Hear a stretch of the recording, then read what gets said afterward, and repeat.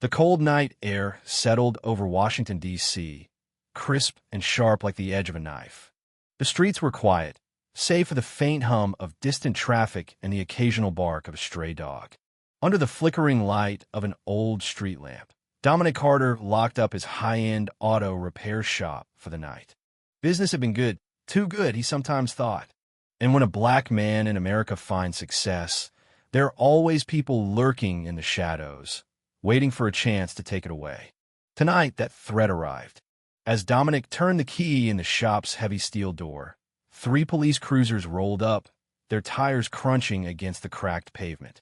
Red and blue lights cut through the darkness, casting harsh flashes across the concrete lot. The doors to the cruisers swung open in eerie synchronization, and 4 uniformed officers stepped out. They weren't in a hurry. They weren't following any formal procedures. They moved like men who already knew how this night was supposed to go. Something was wrong. Dominic didn't flinch. He stood tall, his broad shoulders back, his expression unreadable. He had been in worse situations before, situations where hesitation meant death. This was different, but only on the surface. Hands where we can see them, barked the tallest of the 4. Sergeant Victor Barnes. His cold, empty eyes gleamed beneath the brim of his cap, a man devoid of conscience. Dominic sighed quietly and raised his hands. "What's the problem, officer?"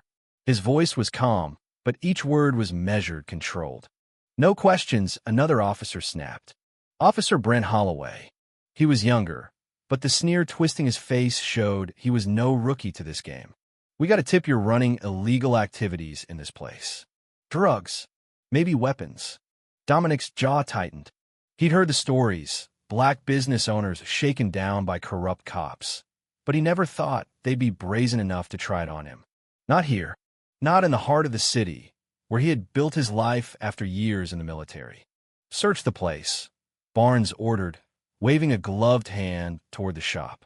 Before Dominic could utter a word of protest, the officers stormed inside. He heard glass shattering, metal tools clattering to the floor. They weren't searching, they were destroying. Then came the worst part.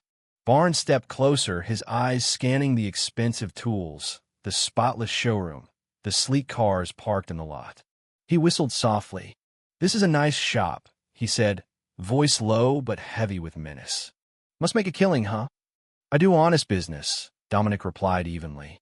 Barnes chuckled, but there was no humor in it. "Not anymore. From now on, we're going to need to pay for protection. Weekly fees. Otherwise, well," his grin widened. "Accidents happen. Fires. False accusations. We can make problems disappear, or we can create them." Dominic's mind worked fast. They thought he was just another target. A man who would fold under pressure, who would pay to keep them away. They had no idea who he really was. Because before he was Dominic Carter, successful entrepreneur, he was Captain Dominic Carter of the U.S. Army Special Forces, Delta Force. And these fools had just made the biggest mistake of their lives. He nodded slowly, playing along. "And if I refuse?" Barnes leaned in close, his breath sour with the stench of coffee and power. "Then things get ugly. You don't want things to get ugly." Dominic exhaled, as if weighing his options.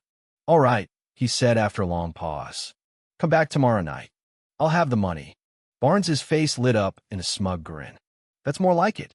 They bought it. They thought they had him." As the cruisers drove away, Dominic turned back toward his shop, stepping over shattered glass and overturned equipment. He allowed a slow breath. Overseas, he had faced trained killers, hardened insurgents, and warlords with nothing to lose. But now, the real enemy was right here at home. He pulled out his phone and made a call. "Eli, I need a favor." Eli Ramirez was an ex-CIA analyst, now working private security. He was the kind of man who could pull up an entire person's life history with a laptop and a burner phone. "What's going on?" Eli asked, his tone alert. Dominic explained everything. There was a brief silence on the other end of the line. "Corrupt cops, elimutered. They have no idea who they're messing with." "They will," Dominic said, his voice calm but deadly. "I need surveillance cameras. I want every second recorded." "You got it," Eli replied. By midnight, the trap was set. Dominic spent the next several hours installing additional cameras and motion sensors, rigging silent alarms to alert him to any movement. This wasn't just about catching them in the act. It was about sending a message. He wasn't going to beg for mercy. He was going to make them regret the day they crossed his path. At exactly 10 p.m., the following night, the corrupt officers returned. This time, there were only 3: Barnes, Holloway, and another officer Dominic recognized as Corey Maddox. They parked their cruiser and stepped out like they owned the place. Dominic was already outside, standing by the entrance with a sleek aluminum briefcase in hand. "You got our money?" Barnes asked, his tone smug. "Yeah," Dominic replied coolly. "But first, I've got a little something for you." With lightning speed, he swung the briefcase upward, slamming it into Barnes's face. The sergeant stumbled backward, blood streaming from his nose. Before the other two could react, Dominic was on them. He grabbed Holloway's wrist, twisting it until the younger cop dropped his weapon with a pained grunt. A quick elbow to the ribs sent Holloway to the ground.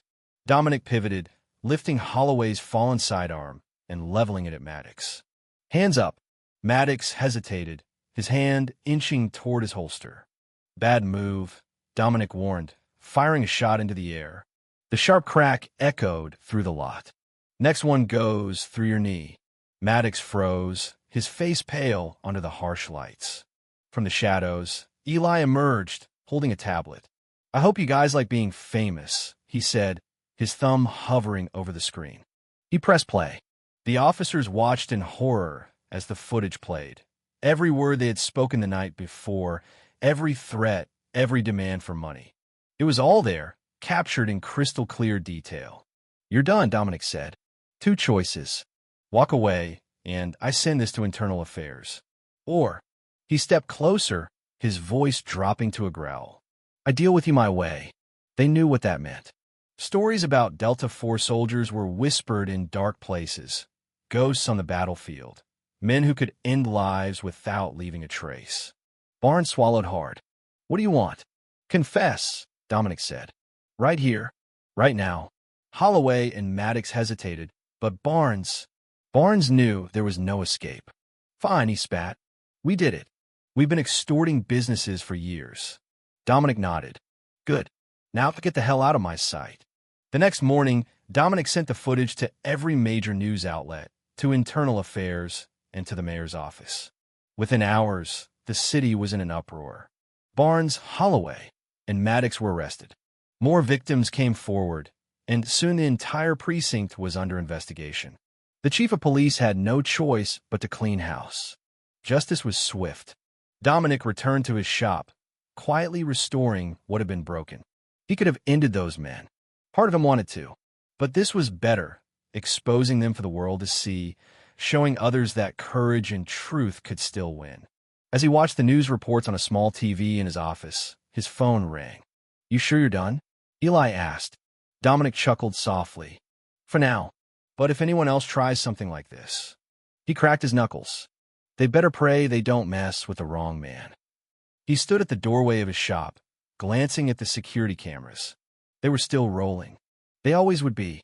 He had faced many battles, both foreign and domestic. And if more corrupt men came his way, he would be ready. Because once a soldier, always a soldier.